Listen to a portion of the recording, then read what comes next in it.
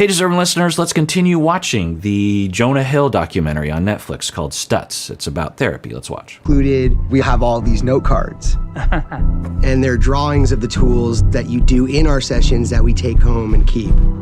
I tend to think in visual terms, so I started drawing these cards really for myself, but it helped the patients tremendously. The power of the cards is that they turn big ideas into simple images.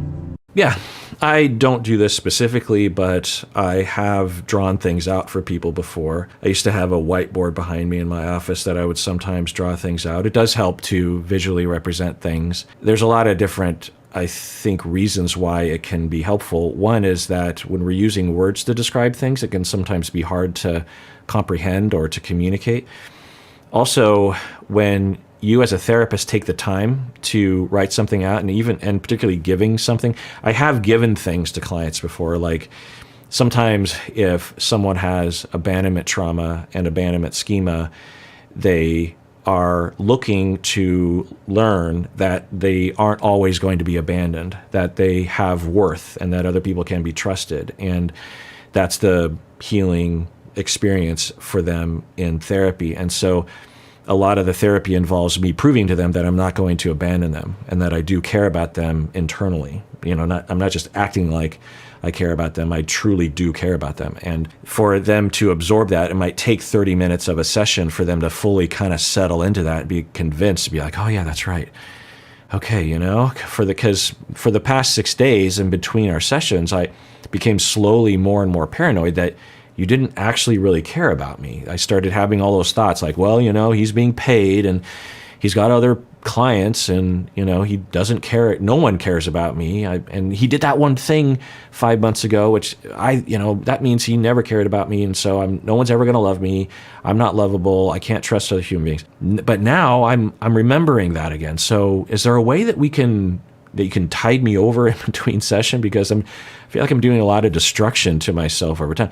So one of the techniques, and there are many, is to involve me writing something to them so that they can squirrel it away in their wallet or something and then pull it out every day, or maybe it's a note on their phone or something like that.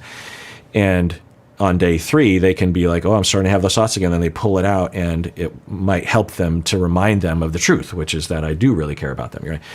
And, obviously there's a lot of different other examples I could give with other different types of therapy, but he does that. So yeah, I think that's a pretty common enough intervention, what he's doing right there. It was a way of communicating with the patient that I actually felt was more powerful than using words. The moment they take out the card, there's a connection between the two of us. There's a bond. Yeah, we have a uniquely personal relationship. Right, that's what I was going to say, that a good portion, if not the majority of the benefit of that intervention is that it's a physical reminder of the therapist.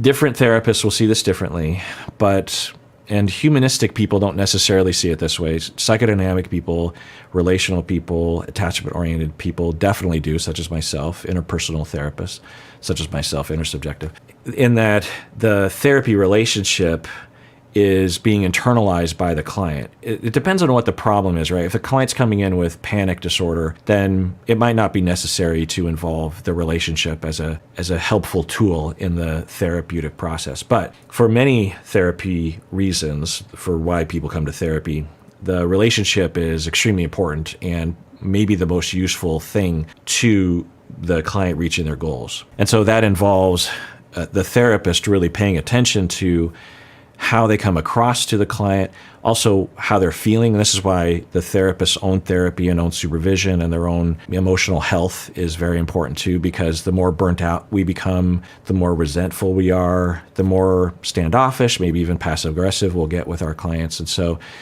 to give love, you have to have a lot of capacity. You have to be pretty calm and you have to get a lot of love. So as a therapist, I have to make sure I'm getting a lot of love so I can give a lot of love. Some of you might be surprised I'm using the word love in therapy, but it's rare, but therapists will use that word, some experts as well. And it depends on what we mean by love, but I find that it is, there's a lot of other words that you'll hear therapists use, like compassion, empathy, these kinds of things, affinity, and sympathy. those are all worthy words, of course, and they're important. They're very weighty. They're very big words, very important words.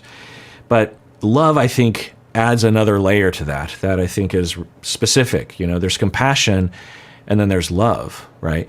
Now, we don't want to cross boundaries. There's not going to be relationships outside of the hour of therapy a week. I, as a therapist, when I love my clients, I don't get confused about the relationship. They're still a client. I'm still a therapist. And if there is ever a confusion, I remind the client, look, yes, I love you as a client. I don't love you as a partner or a friend or a sibling or an acquaintance or something. But do I feel love for you in my heart? Yes. But that's a therapist love. That's a big deal. It's not therapist love isn't a distant love. It's an important love for someone.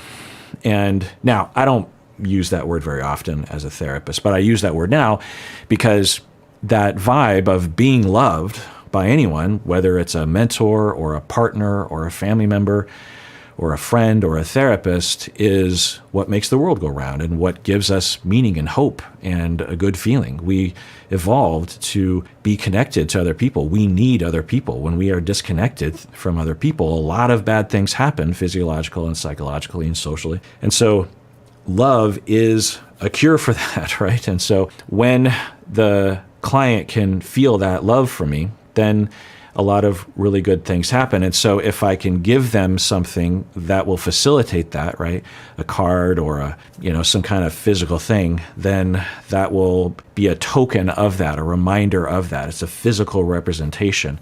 And it sounds like he recognizes that usefulness. With Parkinson's, the biggest thing is, and there's something good about this, you have to pre-plan a lot of little things. When I have to get out of bed, I have to go through contortions to get out of the bed. The hardest thing for me in life is getting out of bed in the morning, but for very different reasons. Yeah. Okay, what we're seeing now is effective use of self-disclosure, is what we call it, where a therapist will disclose something personal about themselves. And there's a lot of research on this and a lot of misinformation. There is misinformation among therapists and among the lay public that for a therapist to self-disclose, it is unethical, which is ridiculous. There's no book that says that. There's no respectable book that says that. But I honestly, even non-respectable books, I don't think would say that. There's a ton of research that demonstrates that self-disclosure is very helpful in the outcomes of therapy. Now, therapists don't have to self-disclose if they're not comfortable with it. In fact, if they're not comfortable, they should not. But if you're comfortable and you follow these guidelines, research shows that outcomes are more likely to improve over time. And the guidelines are that the self-disclosure should be processed by the therapist, meaning that the therapist has already processed this issue of theirs. They're not unsure about how they feel about it. They're not still busted up about it. Like if one of your parents died last week, to self-disclose that, you run the risk of a lot of emotion coming out, which isn't negative, which isn't necessarily a bad thing, but it might over-concern the client for your safety and your health and might direct the energy towards you too much. You might take up too much space of the session. Some of you may have had therapists that did this sometimes. It's kind of annoying when a therapist starts talking about themselves and yammering. You're like, I'm paying for this, so let's get back to me. Totally valid if you're a client going through that, by the way. So the issue should be pre-processed, should be fairly workable for the therapist to be able to disclose without having to fall into certain traps that are present when you haven't processed it previously. The other is that it should be brief as it can be, but long enough for it to be effective. So it's something like what he said, where he's like, yeah, sometimes it's hard for me to get out of bed. He didn't yammer about it for 5 minutes. He just said a couple sentences. Another element is that it is in service. The therapist should usually try to avoid self-disclosures that aren't in service of the therapy. They shouldn't be just self-disclosing for no reason, right? So there should be some sort of conceptualization as to why this would help. And I don't know about Stutz, but for Phil Stutz, I'm guessing that he has a style of self-disclosure that helps clients to feel more comfortable, to normalize certain kinds of things, right? And so we see the effect of it. He self-discloses that it's hard for him to get up in the morning. And Jonah Hill chimes in and says, yeah, sometimes it's hard for me to get out of bed in the morning. And in that interaction, which I'll rewind, you can see how it really helps, because for Jonah Hill, I'm guessing he's like, well, this is my session, so I feel free to talk about my issues. If they were friends, maybe Jonah would tend to Phil and be more like, oh, how are you doing with Parkinson's and what's going on? But maybe they have. So if I had a client that was prone to do that, if I were to self-disclose something and it would trigger the client to really be over-focused on trying to help me with my issues, usually that's not going to be a helpful thing. It depends, but usually not. And so if I gauged the client to be at risk for that, then I would be very careful about the self-disclosure. And if I did, I would make sure that I had certain measures in place so that I could adjust for that energy coming from them, because that's not necessarily going to help them in most cases. So, but I'm guessing for the two of them, Phil understands that if he does self-disclose, at the very least it'll be innocuous, but also really might help Jonah to come forward with his issues, which he does immediately. Let's watch. You have to pre-plan a lot of little things. When I have to get out of bed, I have to go through contortions to get out of the bed. The hardest thing for me in life is getting out of bed in the morning, but for very different reasons. Yeah.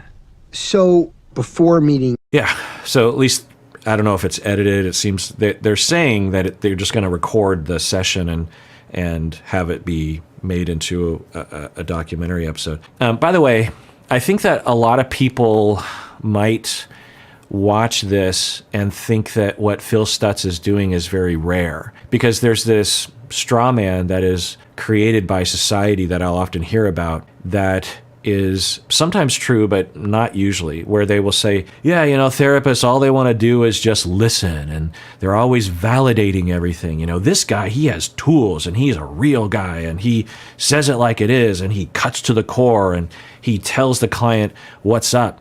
And yeah, there are a lot of therapists that are out there like that. For better or for worse. I mean, it looks like for Jonah Hill, this is really helpful to him. For another client, they can meet Phil Stutz and his style and absolutely not benefit from it at all. So it just depends.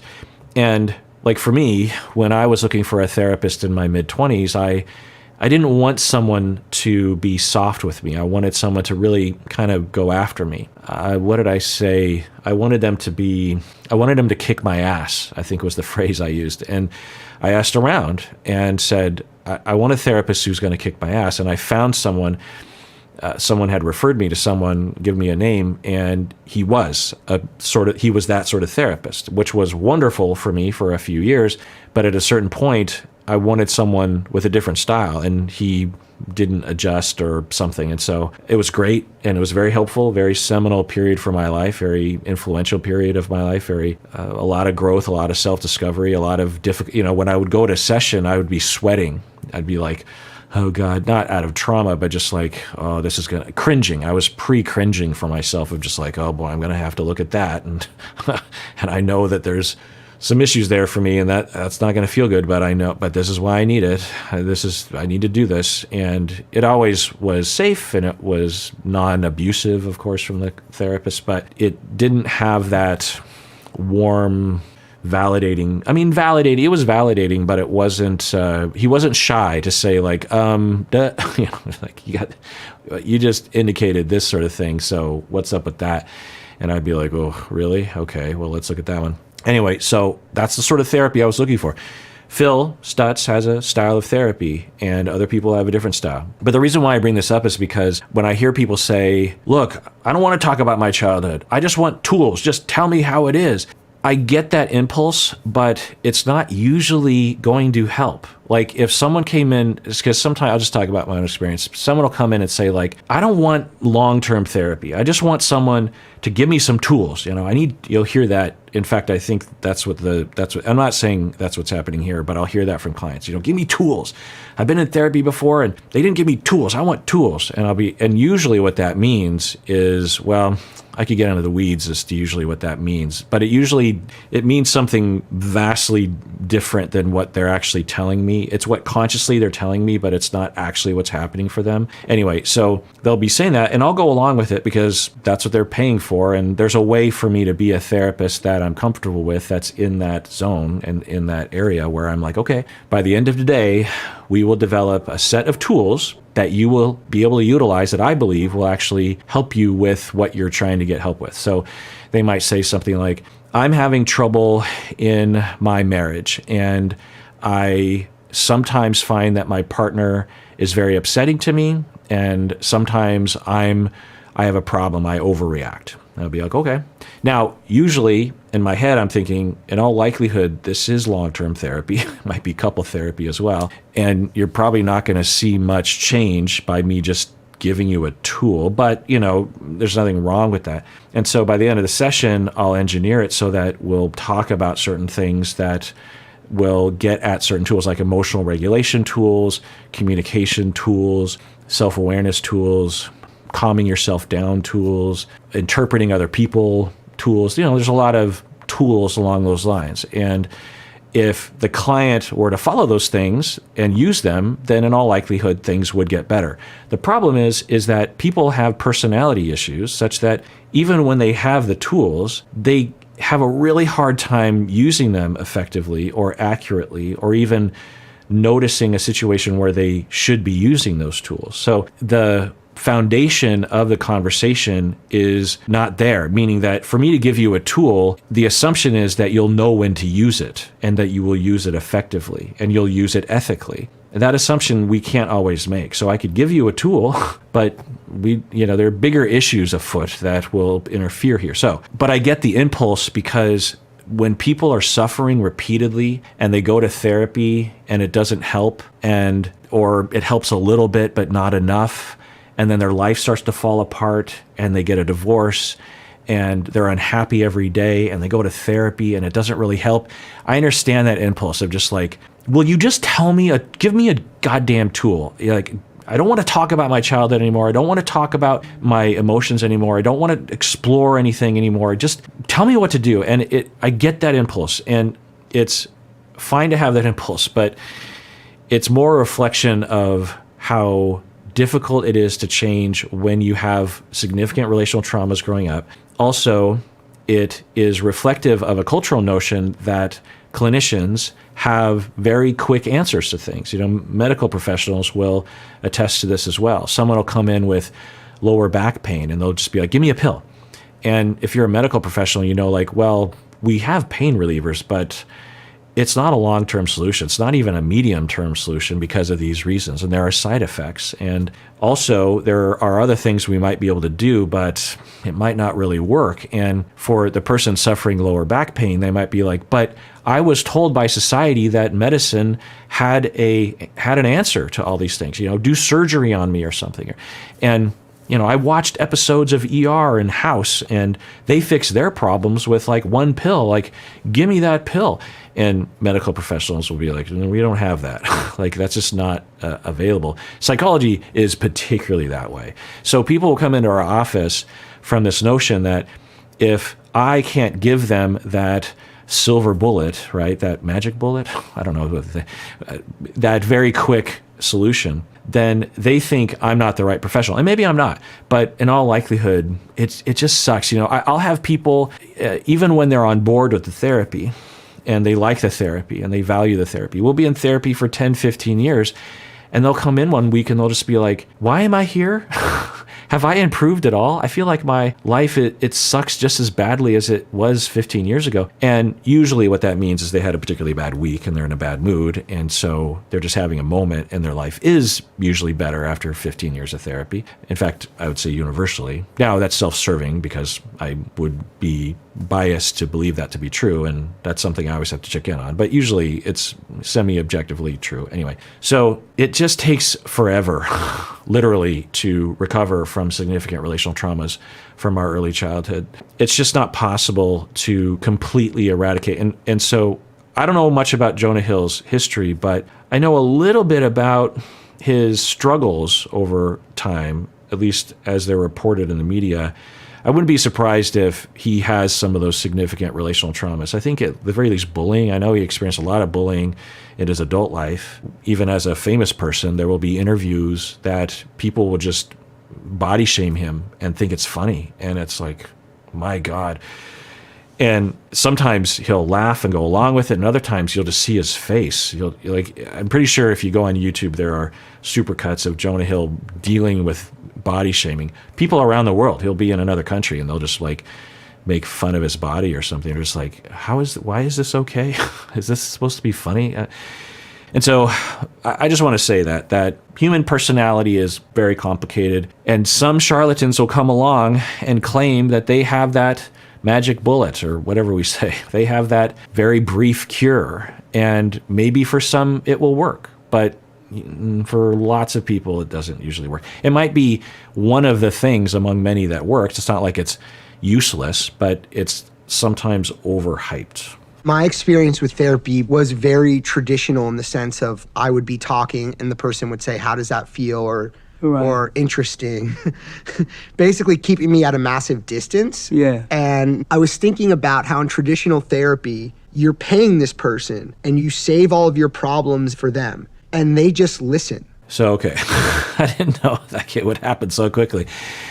Now, yeah, so this straw man I have a big problem with because it is not really true. And now, is it true for Jonah? Yeah. He's been to a set of therapists, and this is his perspective. This is his experience. He's entitled to that. It's his truth. And if I were in the room as he was going through that, I might totally agree with him. But to say that all therapists, essentially he's saying they're all not helpful and they keep people at a distance, right? Can some therapists only listen in a way that isn't very helpful and keep people at a distance? Absolutely. There's a huge bell curve of competence and experience and training when it comes to therapists. And it's well known, research shows this, that it's a matter of fit often. It's not a matter of is the therapist good or bad. It's a matter of is this therapist a good fit? Like I was saying earlier, for some people, Phil is the perfect therapist. For Jonah, it seems like that's true. For other people, Phil would be the worst therapist. That they go to Phil and they're like, I thought he was awful. I hated him. Particularly therapists that are more avant-garde. Think of Fritz Perls. You can look him up on YouTube. I think I'm pretty sure there are videos of him. Or even Virginia Satir, someone I really, really respect and will utilize her demeanor sometimes. You watch her therapy techniques and you'll say, whoa, that is not okay. I mean, she'd be touching clients without asking for permission. It's a different time, and I think if she operated today, it would be a little different. I would hope it would be different, and I certainly don't do that. But my point is that for some people, Virginia Satir and Fritz Perls, these were the perfect therapists for them. For other people, they hated them. So it depends. It's a fit thing. And for the therapist that Jonah Hill went to, there could have been other therapists that said, oh, it just feels so good that they're listening to me and they're not always inserting things all the time. And they just give me a place to talk about things, and they're soft, and I want that. I like a warm blanket on a rainy day. That's what I want. It's a matter of fit, and that's okay. For Jonah, he can say, I didn't like that style. I didn't like those therapists. They weren't as effective for me. But this notion, and it's a paternalistic notion, is the reason why it angers me, which is that often the way that therapy is privileged in society and in my field is things that are associated with feminine qualities are downplayed and ostracized and judged, and things that are associated with masculine things are elevated. Like, of course, it's more masculine to just tell it like it is, and it's brief, get over yourself. And here's a tool, and here's a useful thing. Here, let me mansplain to you about how you're supposed to do this. I'm not saying it's a bad form of therapy. It's working and that's not, I'm obviously exaggerating what Phil Stutz does, but we elevate that, right? Like talking about your feelings, you're weak, you're addicted to therapy. Feminine things like talking about your feelings, crying, listening, not inserting yourself, not assuming you know more than the client does. Those things are downplayed. So that's why I have a problem with it. It's a matter of fit. It's a matter of using it right. to me, actually, it's a matter of tailoring the therapy to the client. Sometimes I will be very listening oriented. There are some clients where I don't talk really at all. I might ask the first initial question, like, how are you doing? And then I'm just nodding my head and going, oh, interesting. Just little indicators that I'm paying attention. And at the very end, I might be like, okay, well, we're at the end of our hour, so let's schedule for next week. That's all I say. Other clients, I'm doing most of the talking. So it depends, right? I tailor it to the client in terms of what I think they need, where they're at in therapy, what they're looking for, what will actually help them, right? So to say that, just listening, it's such a stupid form of, and that's not what I'm exaggerating, but people will say that, is really misunderstanding what therapy is, what helpfulness is, what outcomes in therapy are, and how different clients need different things in different moments. And I was thinking about how in traditional therapy, you're paying this person and you save all of your problems for them and they just listen. Now, the key is, I would hope that Phil would say, well, I have a style and other people have a different style and you like my style. I'm worried that Phil will say, yeah, all those therapists suck. So let's watch. And your friends who are idiots give you advice. Yes. Unsolicited. Yes. And you want your friends just to listen and you want your therapist to give you advice. Well, so isn't that interesting?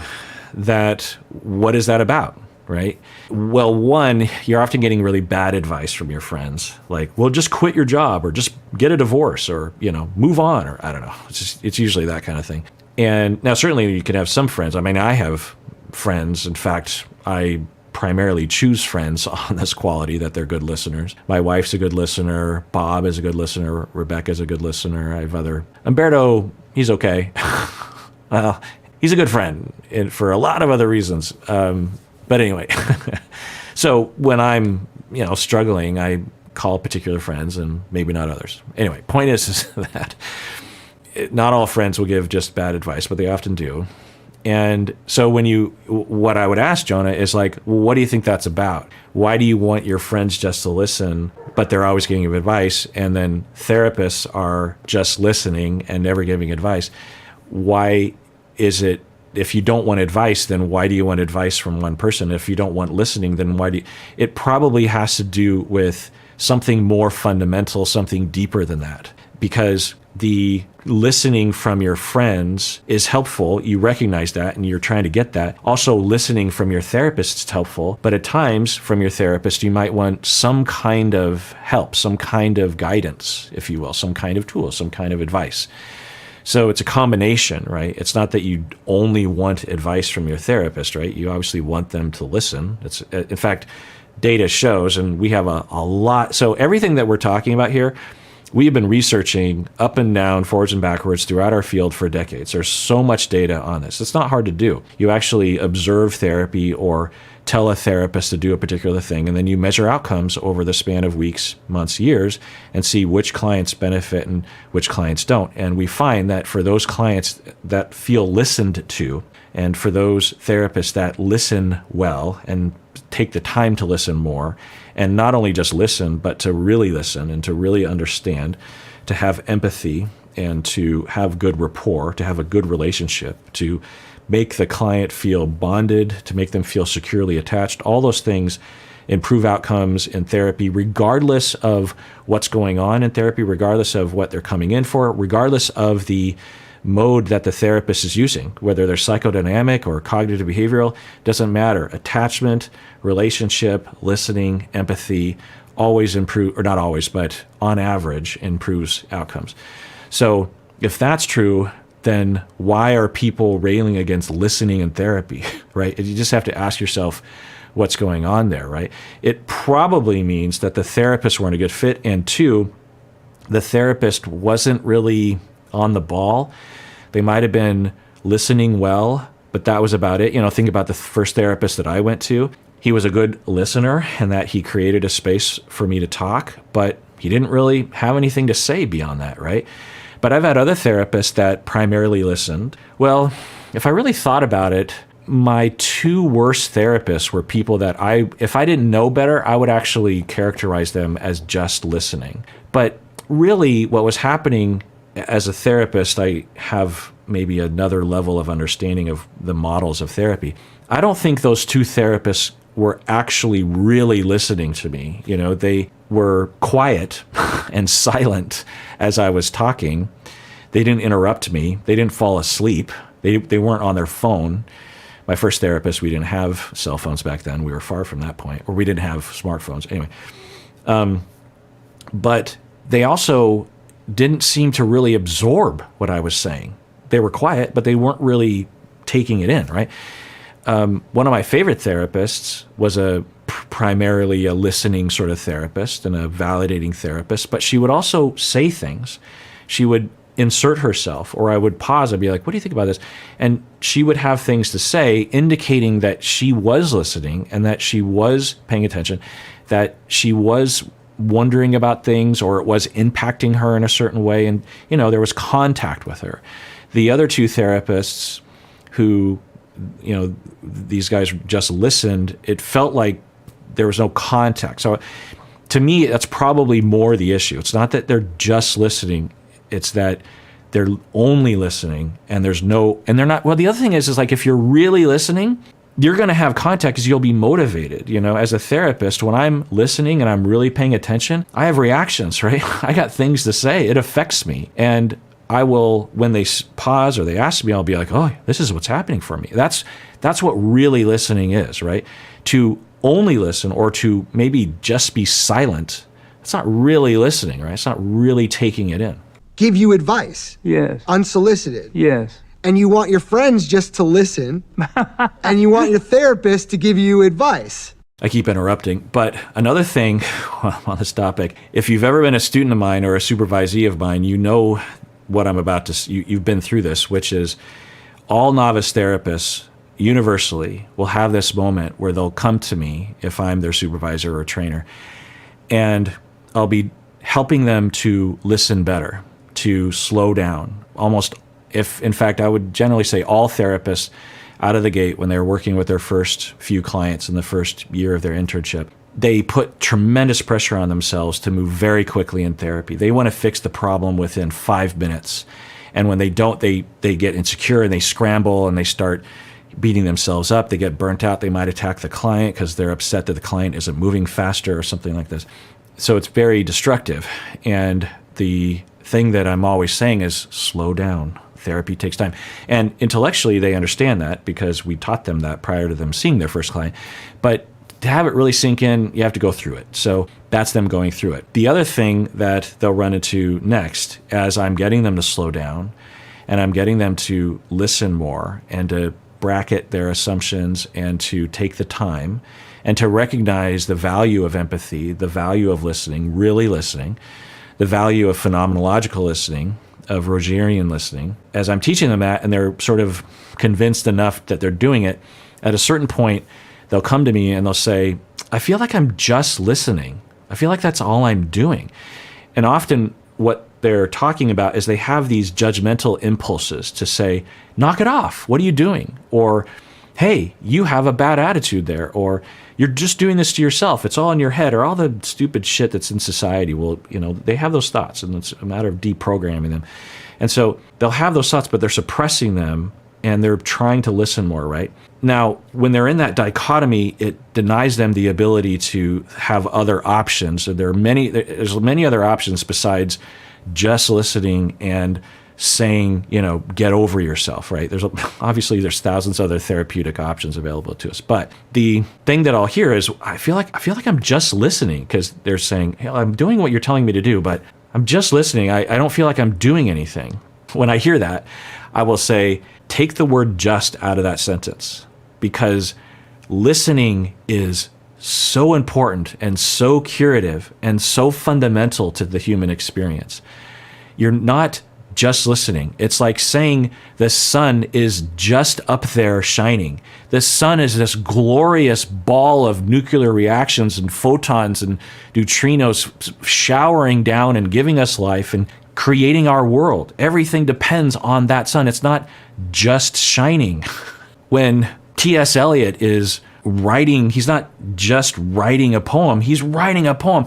When Geno Smith is throwing a perfect spiral into Lockett's hand at the back of the end zone, he's not just throwing a ball, he's throwing a touchdown pass in the back of the end zone during the Arizona game or whatever. Anyway, take the just out.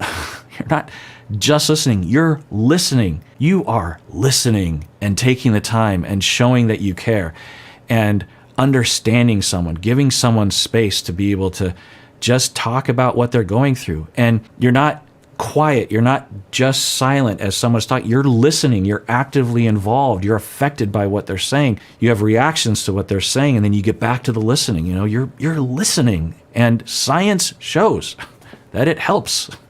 So you can build entire careers as a therapist by really listening to someone. And again, I'm not talking about just being silent. I'm talking about really in there with them. Like, okay, is this what you're saying? That's another part of really listening is clarifying.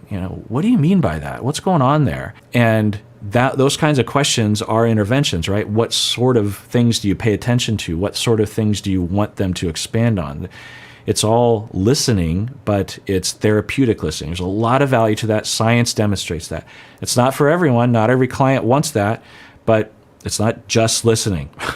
All right, well, that does it for that episode. Everyone out there, please take care of yourself because you deserve it. You really, really do.